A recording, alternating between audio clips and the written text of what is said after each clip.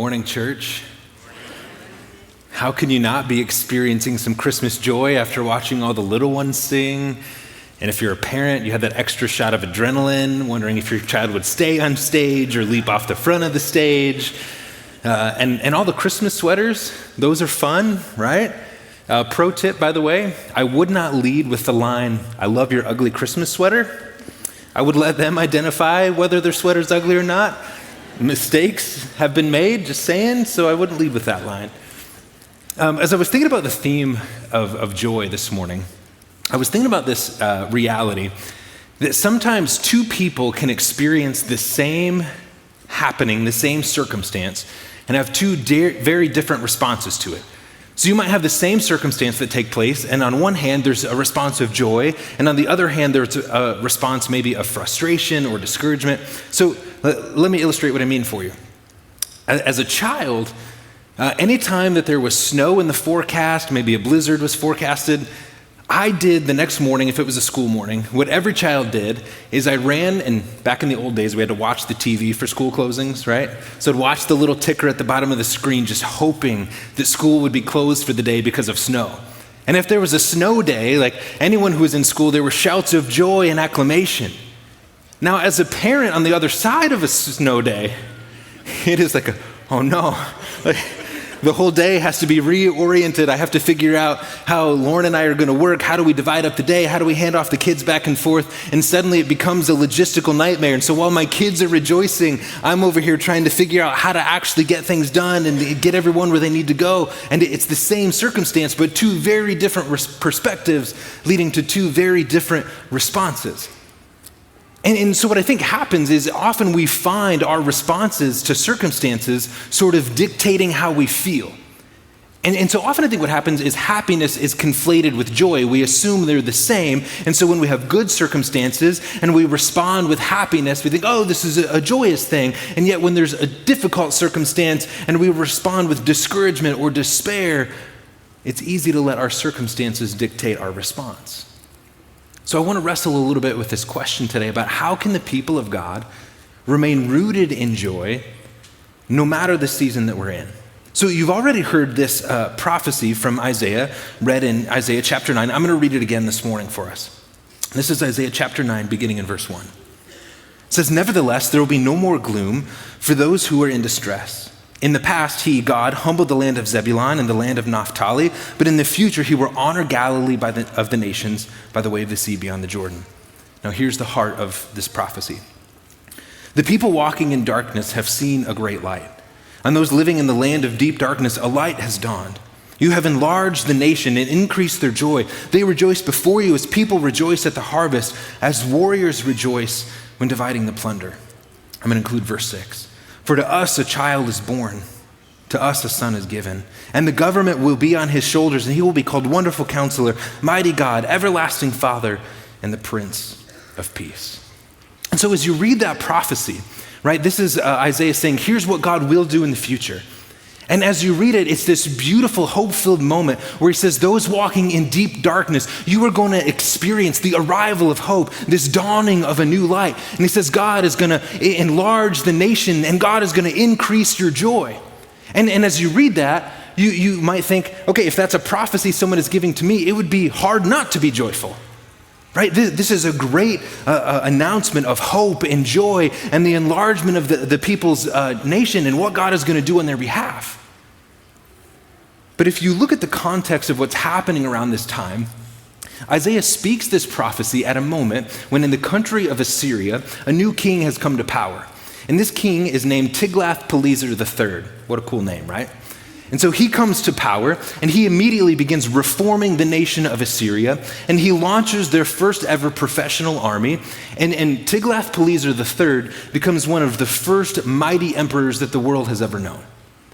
He sets out to conquer most of the known world for the Assyrians at the time. And at this moment, when Isaiah is making this prophecy, the Assyrian army is pressing in close to both Israel and Judah. And what happens is if Israel and Judah are conquered by the Assyrians, their culture will be destroyed, their way of life will be destroyed, their freedom to worship their God will be gone as the Assyrians sweep in. And so Isaiah makes this proclamation of hope and joy right as the people of Israel and Judah are fearing the threat of Assyrian occupation.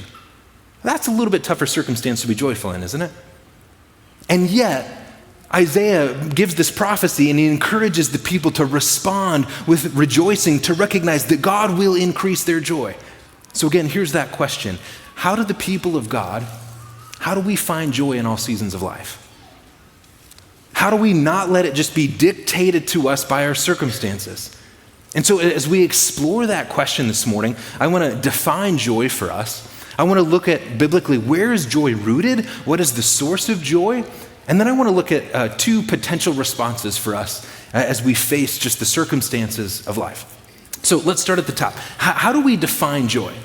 And the definition of this is important because it sort of frames in the rest of how we'll describe this. I want to suggest to you that joy is defined as a deep delight of the soul, a sense of well-being rooted in the hope, trust, and peace that the presence of God and His grace brings in our life, right? Let me say that again, that joy is a deep delight of the soul, a sense of well-being rooted in the hope, trust, and peace that the presence of God and His grace brings in our lives. And so here's the difference. We often, I think of joy in terms of happiness. Happiness is an emotional response to circumstances. Joy is something much deeper. Joy is a disposition. It's a way of viewing life that says, I believe that God is at work here. And even if my circumstances are challenging, I can have a sense of delight and well-being, knowing, trusting, and believing that the sovereign God holds all things in His hand. Now, the theologian Karl Barth says it much better and much more simply than I do. He said it this way. He says, to be joyful is to expect that life will reveal itself as God's gift of grace. I love the beauty and the simplicity of that. To be joyful is to expect that life will reveal itself as God's gift of grace. And if you look back over your life, if you think about all the things that God has done, I promise you that as you look back, you will see evidence of God's grace all over your life. And the reason I think this is so important to understand joy this way is even when you encounter a difficult circumstance, if we are living rooted in joy, our question is, God, how might you bring your grace to bear on this situation? Right? When you encounter a challenging moment, if you are rooted in joy, you have this expectation that a dark and difficult moment is a ripe season for God to bring His grace and to surprise you with redemption in an unlikely way. So here's that question. Do we see life as an opportunity to see God's grace revealed as a gift?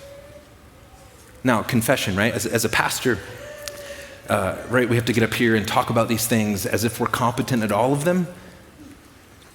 And we're human just like anybody else. And as I thought about this week, church, I wrestled with this because I don't do joy well, right? I feel like I am really good at identifying problems. I can see things that are broken. I'm really good at complaining about things that don't go my way. How about you? You identify with any of that? And so when I see this definition of to be joyful is to expect that life will reveal itself as God's gift of grace, I know that for myself, I've got to do a little bit of reorienting my perspective. Because perspective matters. And where you look for hope and joy matters. And so often we see life as a series of obstacles to be overcome rather than expecting that it's an opportunity to see God's grace revealed in our lives. And that, I think, is where joy is found. Recognizing that all of life is a gift of God's grace. So let's flesh this out some more. Biblically, what are the roots of joy? I think joy is first and foremost, it's a gift of God's grace received in relationship with Him. If you want to know and to experience true joy, lasting joy, it's found only in relationship with Jesus Christ, right? And Galatians 5 speaks to this reality. Galatians 5:22 and 23 says this. It says, but the fruit of the Spirit is love, joy, peace, patience, kindness, goodness, faithfulness, gentleness, and self-control. In other words, when the Spirit is present in your life, when you become a believer and say, God, my life is yours, right? The presence of the Spirit, part of the fruit that he brings is the fruit of joy. Psalm 86:4 says it this way, bring joy to your servant, Lord, for I put my trust in you. And in Psalm 86, it's the psalmist saying, Lord, I've surrendered my life to you. I'm trusting you, and I'm recognizing that it's you who brings joy as my life is lived in relationship with you. Secondly, I think joy is found in the work of God on our behalf. Psalm 92:4 says it this way. It says, for you make me glad by your deeds, Lord. I sing for joy at what your hands have done. And so what's happening in Psalm 92:4 is it's this psalm of praise where the psalmist is looking back over his life and he's recognizing all that God has done on his behalf. And he says, your deeds, Lord, make me glad. I sing for joy because of what your hands have done. And often, church, what happens for me is when I encounter a difficult moment in the present, I forget all of the past things that God has done. Anybody else do that? It's as if everything collapses into this one difficult moment, and I forget the hundreds of ways that God has revealed his grace. I forget the hundreds of ways that God has showed his provision and protection, and all I can see is this one thing that I'm struggling with. And yet the psalmist says, when I remember your deeds, Lord, I sing for joy. And I think joy is rooted in this recognition that your life is filled with the evidences of the gifts of God's grace. Moments of provision and protection in which God has acted graciously on your behalf. I think the ultimate rooting of joy is found in God's working of salvation for us. Isaiah 12:2 says it this way. It says, surely God is my salvation. I will trust and not be afraid. The Lord himself is my strength and my defense. He has become my salvation. With joy you will draw water from the wells of salvation. Now, I love that image of drawing water from the wells of salvation with joy. Now, for us, this metaphor is lost, right? You go to the sink, you turn on the tap water, you have instant cold water. Remember, though, right, the people of Israel and Judah, they lived in an arid climate. They lived in a place where water was scarce and drinkable water was even scarcer yet. And so when you had a well filled with deep, cool, cold water, that was a sign and a symbol of sustenance. That was a symbol that life could continue. And so you can imagine a hot, dry day in which you dip cold water from the well and you drink it, and it's just like, right? That's the image. Isaiah is saying, we will draw with joy wells from the water of salvation, and it's this symbol of life-saving gift of God's grace. And church, again, that is where joy is found.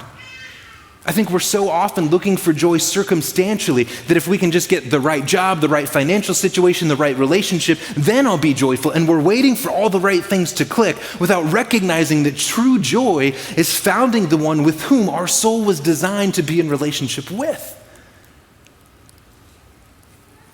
So finally, it's this. Joy is found in walking in the word, ways, and wisdom of God.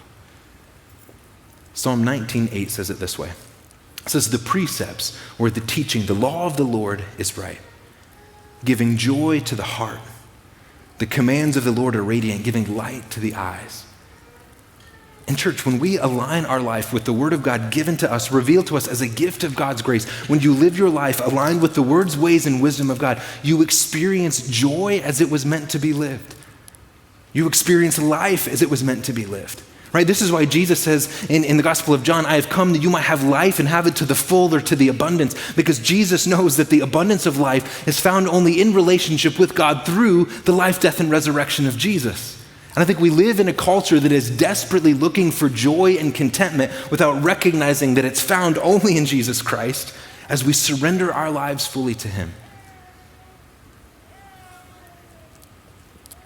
So let's talk a little bit about the dynamics of joy, right? How does this play out in our lives, and why is this important?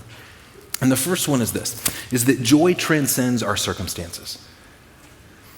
And I think we're so used to letting our circumstances drive everything else that we miss the reality that when our life is rooted in relationship with Jesus Christ and the Spirit's presence is bringing the fruit of joy, that we can pass through difficult moments, and rather than letting our circumstances dictate our response, we can be rooted in the confidence that life is, with the expectation that life is to be lived with the opportunity to see God's grace. And when we approach it from that perspective, a difficult circumstance becomes an opportunity to be surprised by God's grace, provision, and protection. And what happens then, church, when we are rooted in the confidence that in all things that God is at work and moving and acting and that God is waiting to pour his grace in our lives, what happens is we can now act transformatively in the midst of our difficult circumstances. And in fact, I think the body of Christ can be a conduit of hope and joy in the middle of a world that desperately needs hope and joy as we point people back to the truth and to the hope of Jesus. So walking in joy is not just like a Christmas pleasantry, right? It's easy to get super sentimental around Christmas and talk about the concept of joy or the concept of peace. But y'all, do you recognize that we live in a world and a culture that desperately needs the hope, joy, and the peace that only Jesus can bring? And as the body of Christ, we are called to be a people through whom the joy of Jesus is seen so that we become a conduit of God's joy, hope, and peace. We are to be a transformative presence that makes an impact in culture. That's good news. Second dynamic of joy is this. Joy is rooted in the reality that God is constantly at work in all things. And I think what we're tempted to believe is that when we encounter difficult circumstance, we think that God must not be working there. We encounter something hard and we're like, God, where are you? What are you doing? But I think when we walk in joy, we recognize the reality that God is constantly moving and God is constantly at work, that his grace is always working out God's redemptive end. Let me go back to Isaiah 9 for us, verse 3. There Isaiah says this, "You have enlarged the nation and increased their joy.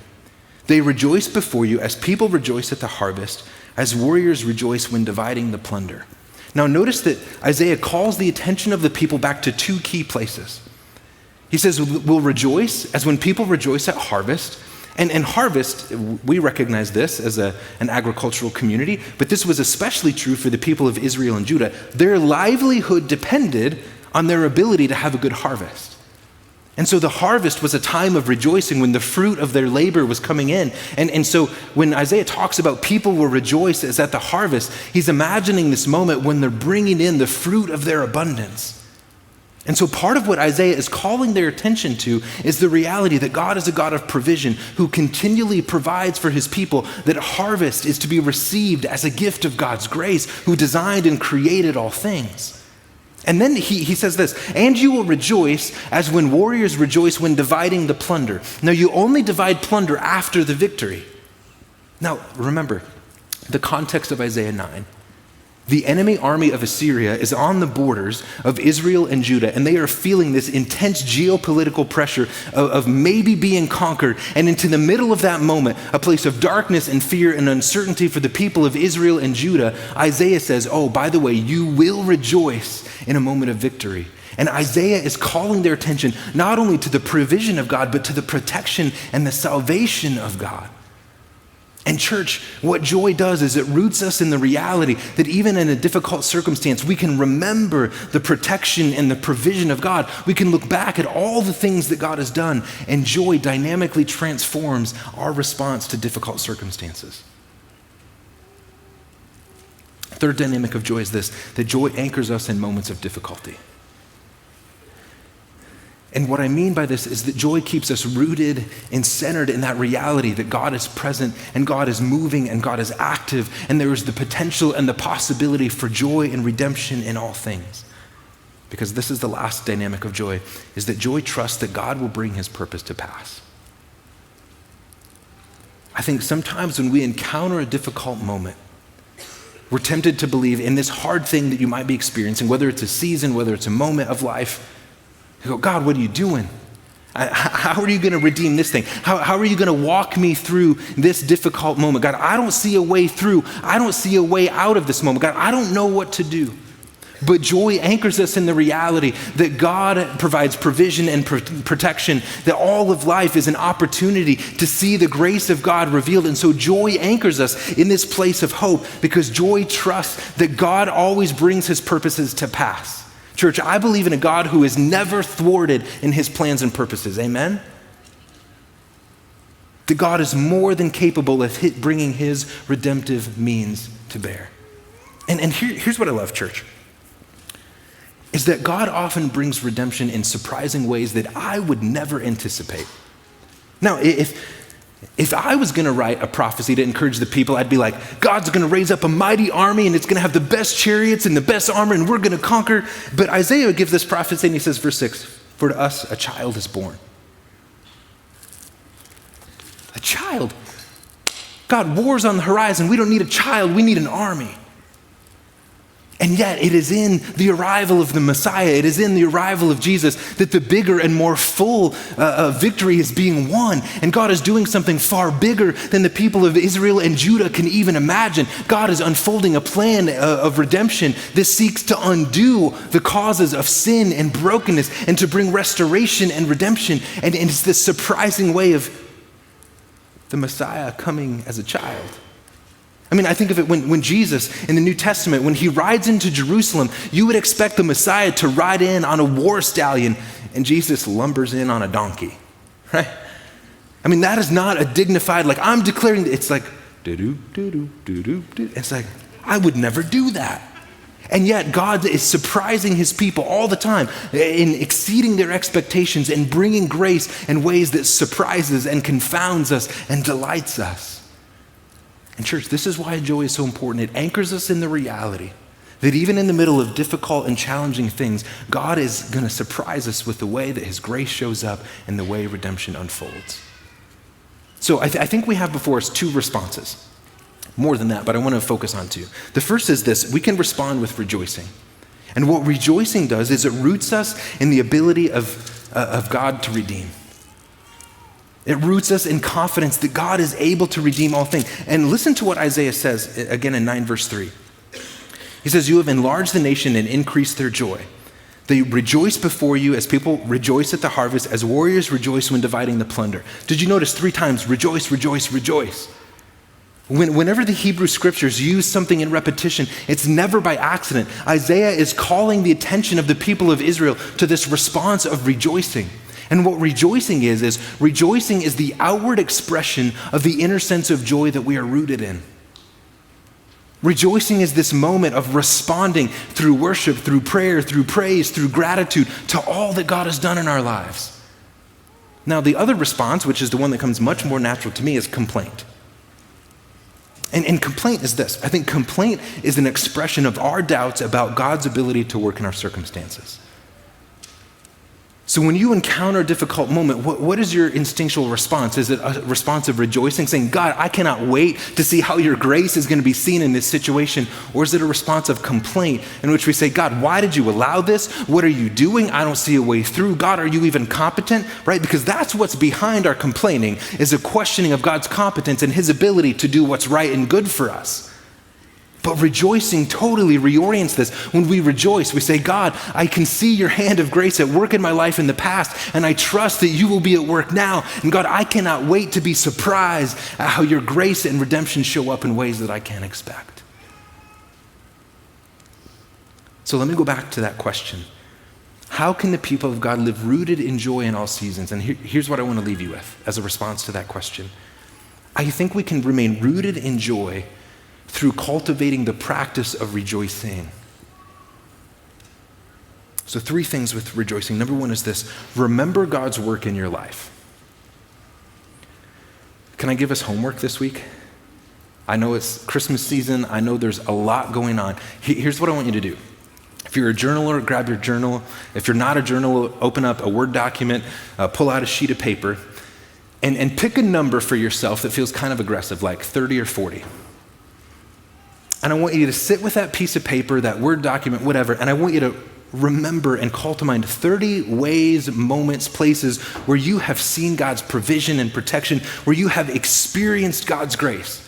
Now, here's why I say pick a number, because if you're like me, I think, okay, I'm going to give 10 minutes, and I set a timer for 10 minutes, and I write down 3 things, and I'm like, that's it. I only have 3 things to be thankful for. That's what comes to mind. But church, what I did this last week. I sat down a couple weeks ago and I made a list of all the things that I've seen God do and work through my life. Not all the things, but a lot of them that I could remember. And what happened was when I set a number, I'm not going to leave until this page is filled, is it forced me to sit there longer and more reflectively. And what happened, church, is as I started thinking, I was like, oh, yeah, there was this time, and then, oh, I can't forget about this moment. And the longer I thought about it, the more I was reminded of the numerous ways that I had seen God's provision and protection and his grace show up in my life. And what happens is circumstances distract us, the busyness of life refocuses us, and all we're focused is on what we have to do, what we have to get done, all the things that are wrong and broken, and it's so easy to take for granted all of the ways that God has blessed us. So I encourage you this week, take that time, whatever your number is, maybe it's 20, maybe it's 30, sit down and just begin to recall those things. And what it does, church, is it helps reorient our perspective. And then as you do that, so remember God's work in your life. Number 2, respond actively in prayer, praise, gratitude, and service. As you make that list, right, spend a couple moments just saying, Jesus, thank you. Thank you for this moment when I didn't know how I was going to pay this bill and money showed up. Thank you for this moment when I wasn't sure how I was going to navigate this thing and suddenly you created a way. Just spend some time praising him. Because as we live our life rooted in rejoicing, right, it begins to change our perspective. And where we're prone to despair, we find ourselves more and more giving way to hope and to joy. And what this does, church, this is our third way of responding. Reorient your perspective. To be joyful is to expect that life will reveal itself as God's gift of grace. So to make this practical, when you encounter that difficult moment and you're prone to give up, you're prone to despair, just pray this simple prayer. Say, God, help me to see where you're going to surprise me in this moment with the gift of your grace. And what that does is it begins to reframe how we focus on those difficult moments. And I think, church, that by cultivating the practice of rejoicing, we can live rooted in joy. As we close out the service, I thought there was no better way to close than to show a couple more of the Rejoice videos. So out in the foyer, we've had people just stop by the photo booth there and just record a short message of here's what they're rejoicing for. And so let this be just a step in our practice of cultivating what rejoicing looks like for us. So go ahead and take a look at these stories. I am rejoicing in my health and my husband's health and the promises of God. We're rejoicing for our wonderful health that God has blessed us with, and just the ability to be together on holidays such as this and just rejoice for God and just his presence in our family and how much he's blessed us with. This season I am rejoicing for an amazing church, for friends who are always there and constant, and for a family who loves and cares. This Christmas, we're thankful for the connections we formed at Grace Point Church. And that have formed outside of the Grace Point doors. I'm thankful for my family.